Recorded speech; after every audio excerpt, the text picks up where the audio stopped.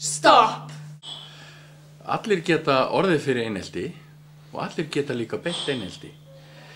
Varðandi þessa glímu af okkar allra, þá dettur mér í hug saga af gömlum indjánahöfðingja sem sat með barnabörnum sínum og ræddi líf og tilveruna. Hann lýsti því hvernig hann túlkaði sálarlíf sitt og sagði að innra með sér væru tveir úlfar sem ættu í hatramri baráttu upp á líf og dauða.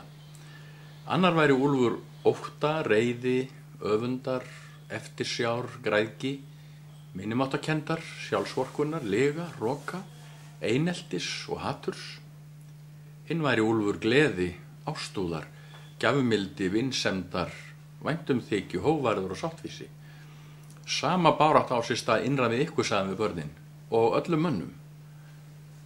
Og svo komst dálítil þögn og þá spurði eitt barnanna: afi, hvor úlfurinn vinnur í þessari baráttu? Og gamli maðurinn svaraði að bragði: sá úlfurinn lifir sem ég fóðra. Hugsum þetta, hvað við ölum innra með okkur. Einelti er vandamál.